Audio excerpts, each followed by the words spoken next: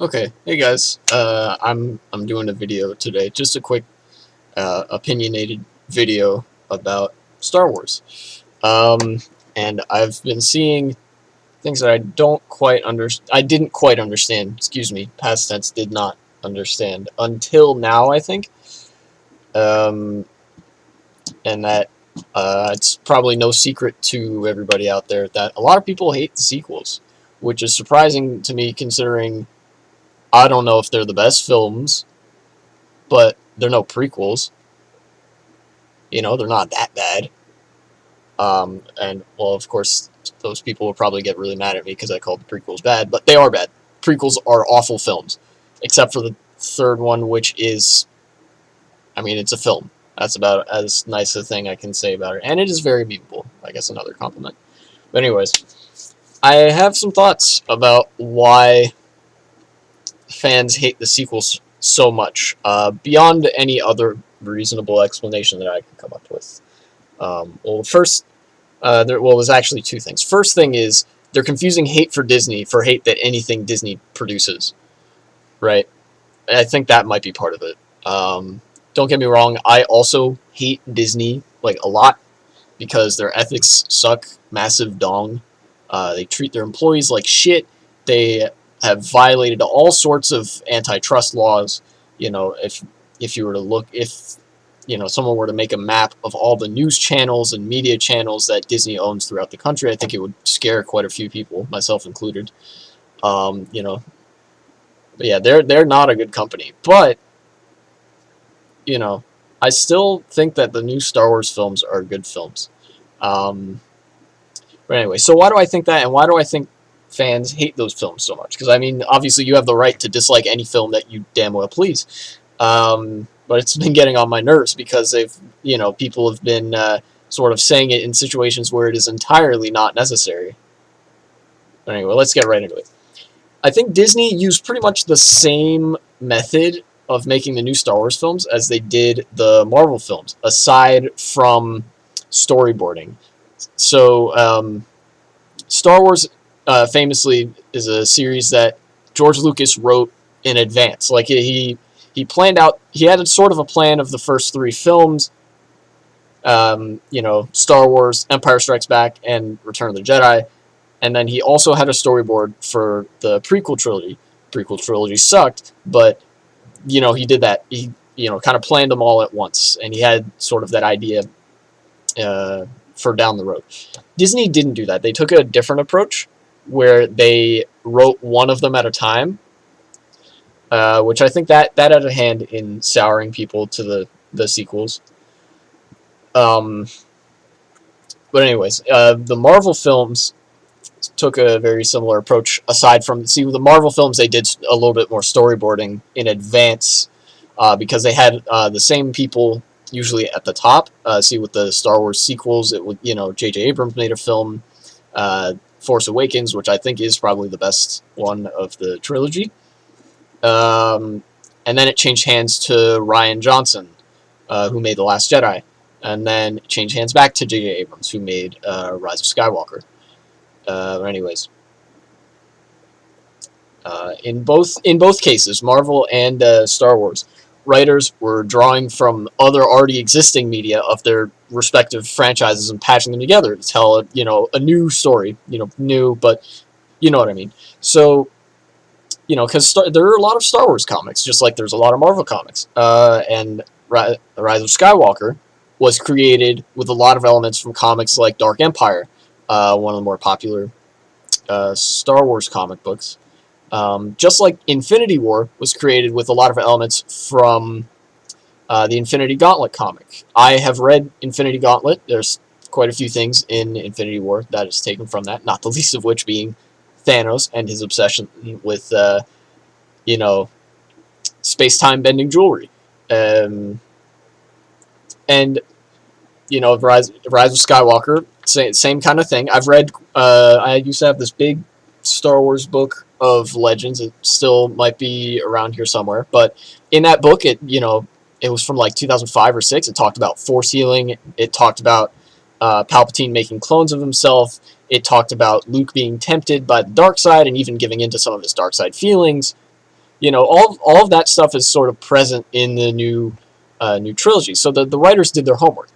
The problem is fans didn't want them to do their homework in that way, I think. Because Star Wars, the difference between Star Wars and Marvel in this case, that I think really is the main catalyst for why people hate the sequels, is that there is a Star Wars canon that people follow religiously, which is why it's called a canon. Because usually canon is used to refer to biblical stories and things in the Bible that are actually of religious scripture. So regardless of what fans' expectations were, anything they did expect, anything that they wanted to see happen, was so, the canon was so constricting in what happens in Star Wars that fans were invariably going to be disappointed by anything that Disney did. And I have an example to support this. So when EA made Star Wars Battlefront 2, the new one, of course, I'm not defending EA here. I think that game had a very bad campaign. EA was so afraid of violating the canon in any way that they played it super safe, and that didn't work out so well. It created a very forgettable single player campaign that fell to the wayside in favor of the multiplayer. And so what Disney did is, well, they stayed sort of within the canon as much as I think you could say for that. Although even not really, well, whatever, disregard that. EA was pissed scared and tried to stay within the canon as much as they can, and they failed. Disney decided to not treat the canon as religious scripture because Star Wars is not religious scripture. And so they created new stuff that was not, didn't exactly jive with the comics. In The Force Awakens, Last Jedi, Rise of Skywalker, you know how that goes. You've probably seen the films because Star Wars is so well known.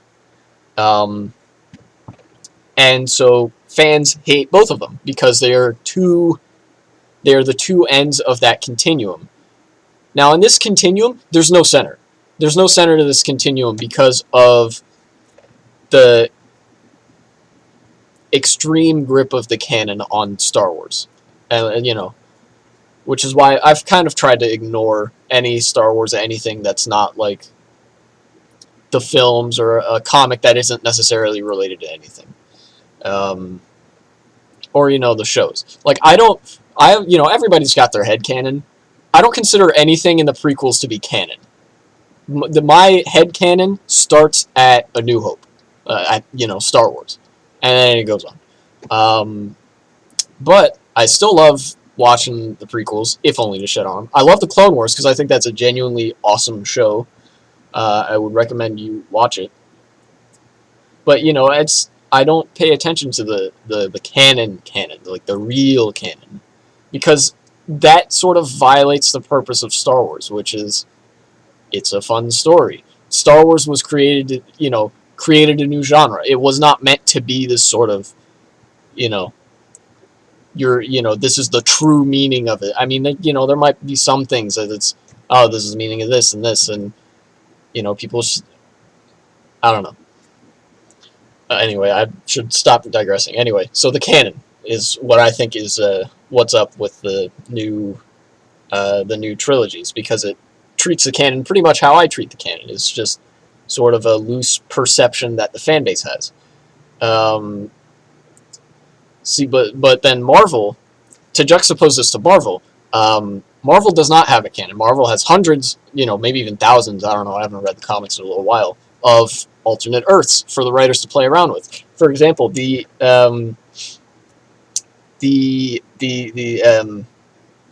Civil War story arc does not necessarily occur on the same Earth as the Secret Empire story arc. I've read both. They're both awesome. They're both equally as real. I mean, that's Marvel Comics, and kind of like with, and kind of like DC Comics does a similar thing. There's a sort of Crisis on Infinite Earths, which condense them down into much fewer continuities. But you get the point. Marvel doesn't have any sort of preconceived notion of a canon of this is the real Marvel universe and anything outside of this is fake. It's not, like, it's not good. It doesn't jive with the main narrative. So what I think is that Disney was never going to get it right, because there would have been an objection no matter what they did. If they stayed with the canon, people would have hated them. If they did what they did and stepped outside the canon, people still would have hated them. And I hate Disney. I don't hate the films, but I hate Disney because they suck. But yeah, and I don't think that was their objective either. Their objective was not anything necessarily related to the canon.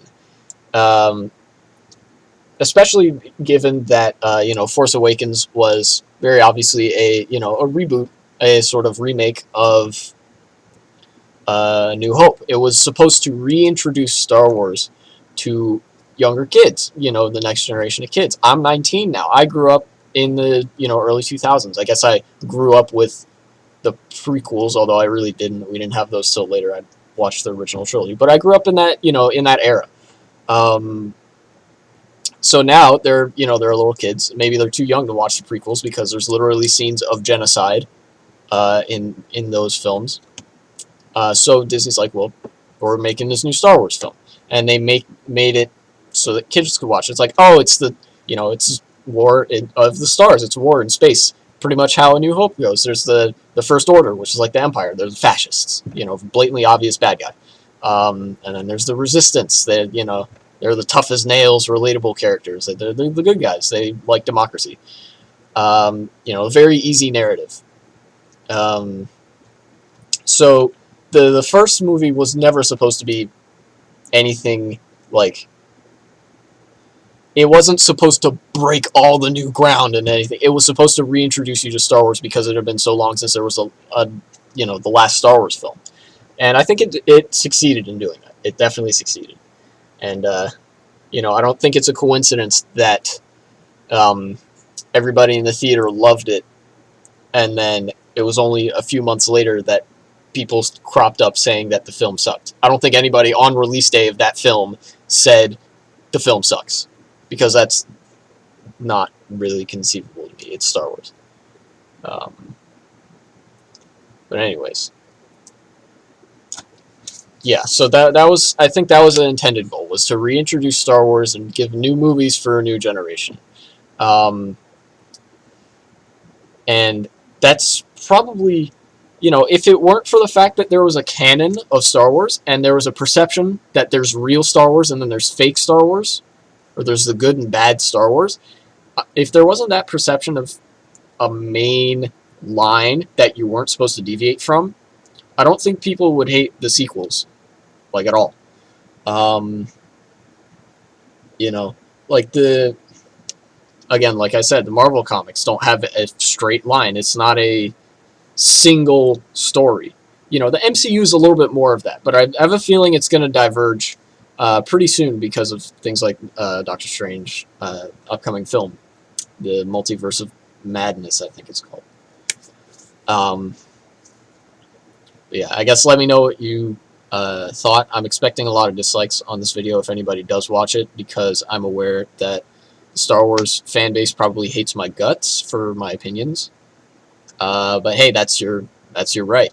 It is your right as a person. But yeah, that's why I think that Star Wars sequels are fine. To be blatantly honest, I think the problem's with the fan base, and that if Star Wars canon is violated in any way, that constitutes a bad Star Wars story.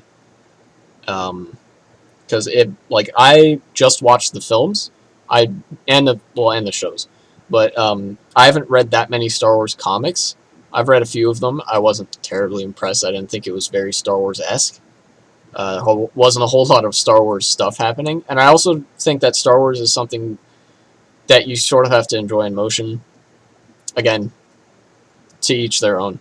Yeah, just my thoughts on why the Star Wars fans hated the sequels and I didn't, is because Star Wars is not scripture. So anyway, that has been all. be sure to check out my channel, I guess, and I will see you when I see you, which is most likely on Friday for my live stream.